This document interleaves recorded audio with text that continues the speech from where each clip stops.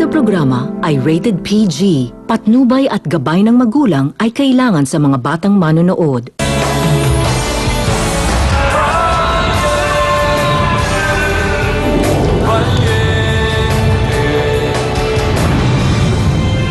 Si Gardo may kasalanan! Hindi! Hindi! Hindi totoo yan, Mama! Hindi si Gardo may kasalanan! Ikaw! Ikaw may kasalanan! Kaya tayo nagkaganto! Kikilos na ba ako, Camila? Huwag kang magmadali. Hintayin muna nating mahinog ang lahat. Just keep your eyes open. Gardo, may ba tutulungan yung kaibigan mo? Bakit ko siya tutulungan? Nabaril ni Teo si Piping para protektahan ng tatay mo. Babalik ka na ba ng presinto? Kailangan mo kasama? Hindi. Wag na. Kailangan ko kasi maghanap ng perang pampiyansa kay Kuya Teo eh. O saan ka kukuha? Ewan ko. Bahala na. Naisip ko na siguro lapitan natin si Gardo para tumulong sa atin. Naku, wag na lang po kasi marami na po akong hihingin tulong sa kanya tsaka nakakaya na po. Gagawa na lang po ako ng paraan. Diba sinabi ko na sa'yo, wala na tayong maaasahan kay Gardo. Lalo na tungkol kay Teo yung hinihingi mong tulong. Pwede ba akong may ng pabor sa'yo? Sige, ano yun? Hihingi sana ako ng tulong ng pampiyansa para kay Kuya Teo. Sa akin ka pa talaga lumapit, ha? Para na lang sa pinagsamahan nating dalawa. Kuya Braganza, makakalaya ka na. Salamat sa pagpiyansa mo sa akin. Si Teo. Ay, Kuya, hindi ako nagpiyansa sa'yo eh. Si Gardo. Ako nagpiyansa sa'yo. Pinakiusapan ko kasi si Gardo na sana tulungan ka niya. Pero ito yung ginawa niyang paraan para sa'yo. Gardo, maraming salamat. Patawad. Patawad sa lahat ng nagawa ko sa'yo. Ginawa ko yan bilang pasasalamat. Dahil ginawa mo para sa akin na matagal ko nang gustong gawin kay Kiping. Ikaw marami ka pang pagkakauto sa akin. Sisingilin kita, huwag kang mag-alala. Handa naman ako tumanggap ng bayad eh, kahit hulugan. Tama na yan, Gardo. Nagpapakumbaba na sa'yo ang tao, ginaganyan mo pa. Itigil mo na paghihigante para matahimik na tayong lahat. May lalim. Gardo, sandali. Tama si Tata Damian. Humihingi na nga ng tawad sa'yo si Kuya Teo eh. Hindi mo ba siya kayang patawarin?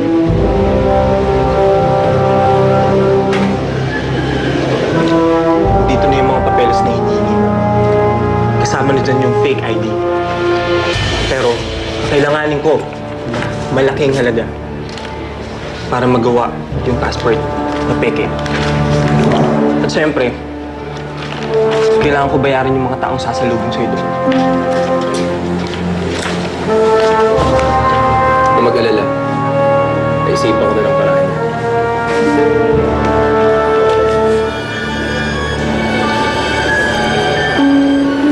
Hello, Leona. Gardo! Gardo! Ano man ang motibo mo sa pagpiyansa kay Teo, salamat.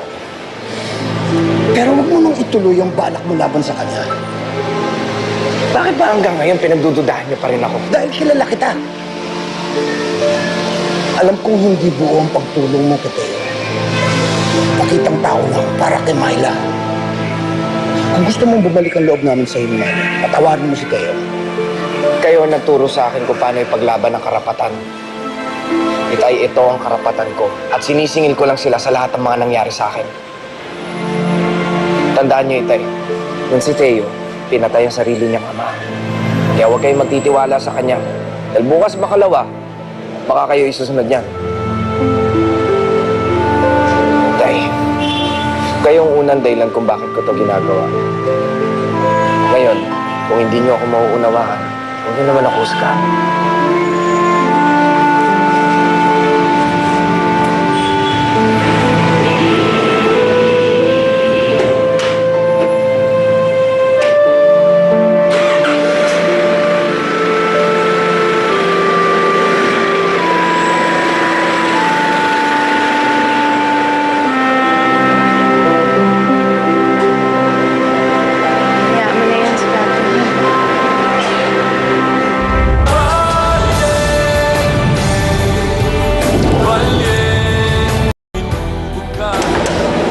Halika, pasok ka.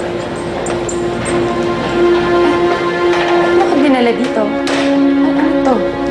Tara, tuloy. Kuha ka muna dito.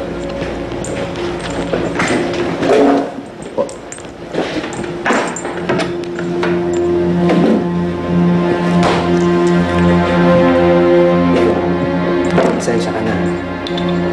Dito lang kita dinala kasi siyempre, naninigurado ako.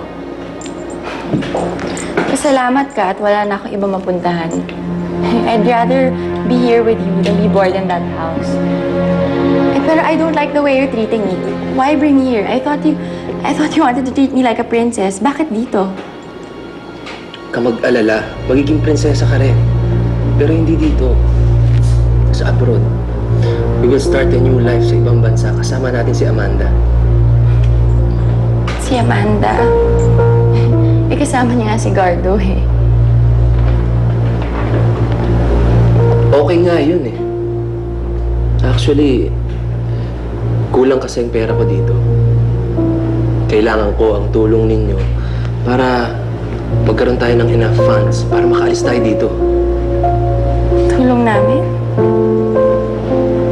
Oo. Hindi mo ba nakikita? Pwede natin gamitin si Amanda para magkapera tayo. Diba sabi mo sa akin, napamahal na siya kay Gardo? Bakit hindi natin siya kidnapin from Gardo at tignan natin kung ano talaga ang worth niya as a Braganza?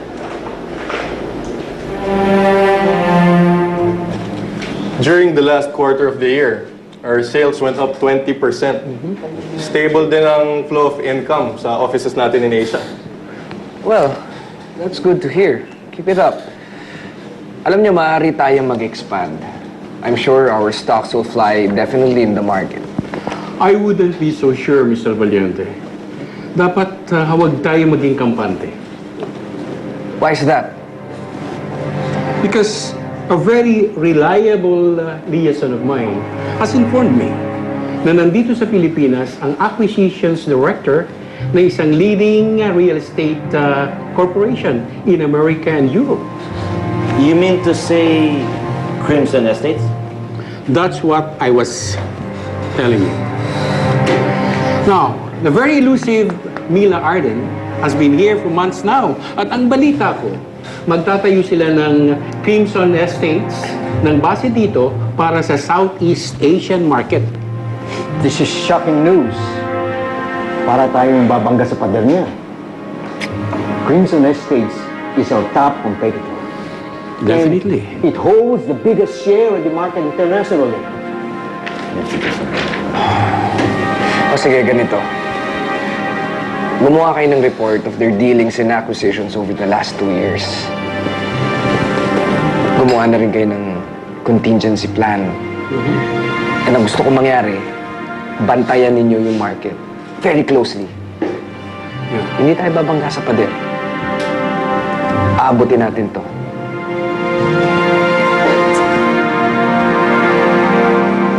Pagmula nang lumabas si Nicolas Vallejo bilang Gardo Valiente, tumakas naman sa Villa ang mga Braganza. Ngayon, hindi malaman kung nasaan si Doña Trining. Nagkawatak-watak na rin ang mga pamilya niya. Yung panganay niya nasa Maynila namamasada. Yung babae, nasa bahay ampunan. At ang Villa. Hawak ni Gardo Valiente. Kasama lahat ng lupain ninyo at ang kumpanya ninyo. Pati na rin ang Rancho Regalado nasa pangalan niya. Ano?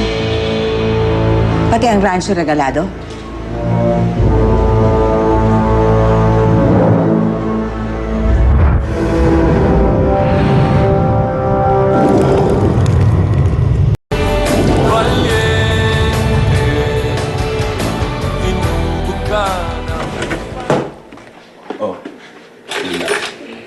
Alam mo, Kuya Teo, kahit ganito nangyari sa atin, nagkalayo tayo magkakapatid.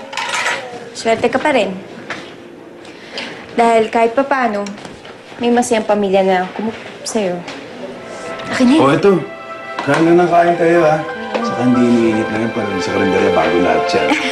Salamat. Nako, puro gulay yan. Masustansya yan, kuya. Nako, lalo na tong ampalaya. Kailangan mo kumain yan. Ay, wala palang tubig, sandali lang.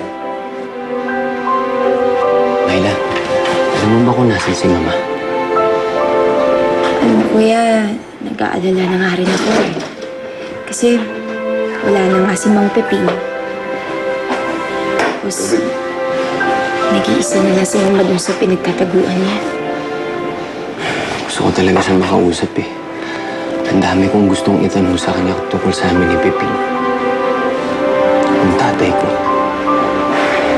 Kuya, hindi naman porket hindi ka na organse, hindi na tayo magkapatid. Alam ko hindi sa dugo nakalaan ang pagiging isang pamilya. Parang ako. Tinan mo, ampag lang ako. Pero tinuring mo kong isang pamilya. Kaya kahit kailan, ikaw lang nag-iisang kuya Teo ko. Myla, salamat ah. Salamat dahil nandito ka. Salamat din, kuya. Sige na, kumain ka na. May ba ako sasabihin? Pusog pa ako, kuya. Sige na. Ano bang kinain mo?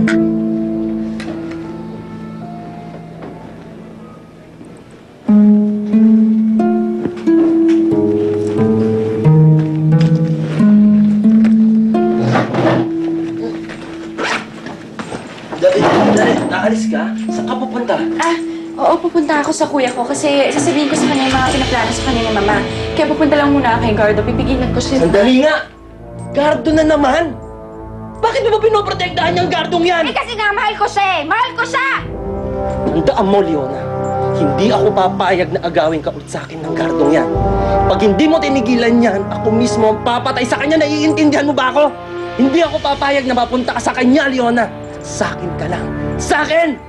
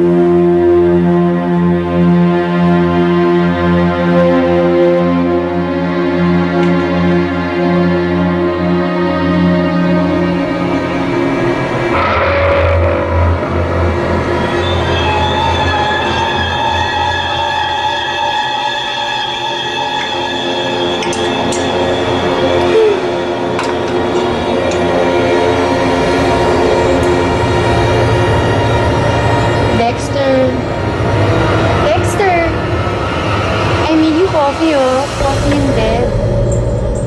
Drink up muna. Sweet mo naman. Of course. Sarap yan. Sigurado ka.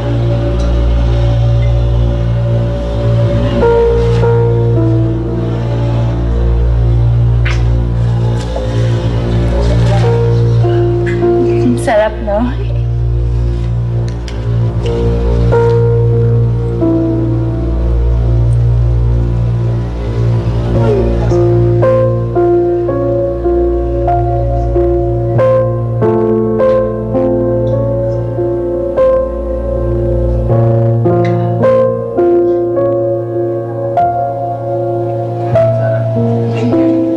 You're welcome. Sarap talaga yan.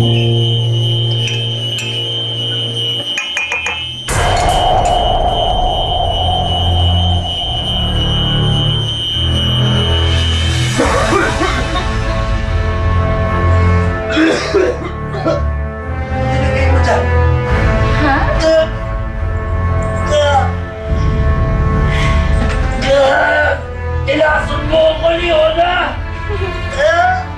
Sarap, diba?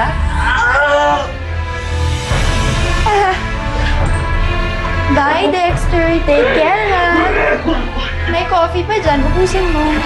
Bye.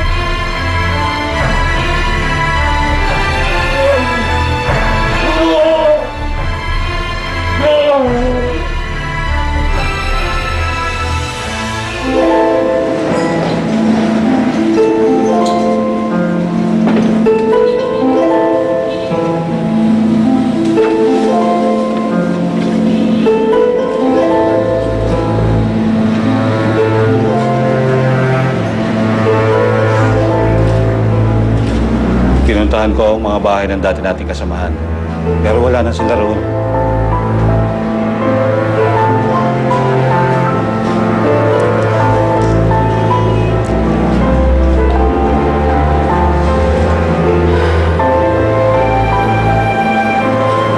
May balita ba kay Javier?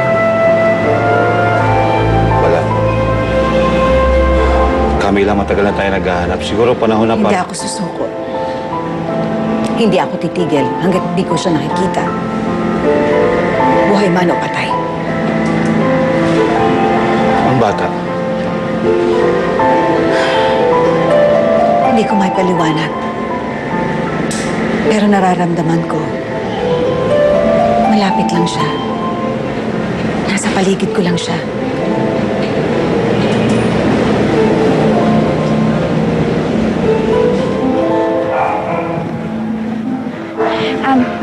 Ale, saan ho ba yung bahay ni Felicidad Noble? Yung bahay ba ni Vivian?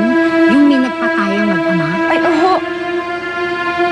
Ayan ang bahay ni Vivian. At yung mamang na nasa headline, ayun o. Ay, sige, salamat. Kuya Teo! Kuya Teo! Leona, Kuya, paano mo nalaman nandito ako? Bakit ka nandito? Kuya, pinuntahan kita sa City Jail kaso hindi na ata kita naabutan doon. Kuya, kailangan kitang makausap. Alam mo, mabuti nandito ka. Kailangan ko makausap si Mama eh. Alam mo ba kung nasan siya? Ayun nga, Kuya eh. May pinaplano na naman si Mamang masama laban kay Nagardo. Kailangan natin siyang pigilan.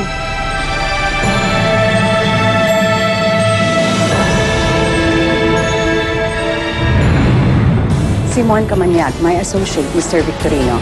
I'm Miss Mila Arden. Hello. The history of your foundation makes Bahay Pangarap very interesting. Interesting enough na mag-donate ako ng napakalaking halaga. Well, in behalf of the children and Myla Braganza, maraming salamat po. Miss Myla Braganza. Interesado ako makilala siya. Napakasama kong bang tao. Patay ko ng sarili kong tatay. Aksidente ang pagkakabaril mo kay Piping, hindi mo sinasadya. Tulad din yung nangyari kay Luming. Hindi mo rin naman sinadya yun eh. Maraming salamat po. Ganun na ba talaga kayo kalapit sa isa't isa? Napumunta kayo dito para lang ipagtanggol siya? Buhay ng taong pinag-uusapan dito, Gardo. Buhay ng isang taong gustong magbago. At buhay ng isang amang niligtas niya. Na mahalaga para sa akin, Itay.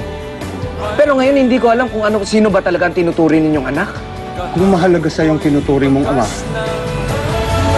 magpasalamat ka sa taong nagligtas sa kanya. Alam mo ba, ang may kagagawa ng lahat na ito kung bakit tayo nagkaganito? Kung bakit nasira ang pamilya natin, walang iba kung hindi ang Gardong yan. Kahit pa paano siya na rin ang pumatay sa kay Piping. Bakit hindi mo siya patayin at pagtanggol ang pagkamatay ng ama mo? Para ba kay Pipi? O para sa sarili mong kapakanan? Mangilabot ka sa mga sinasabi mong mapa. Mangilabot ka. Dahil hanggang sa hukay, gusto mo pa rin gamitin ang pinagkait mo sa toong tatay ko. Para lang sa sarili mong interes.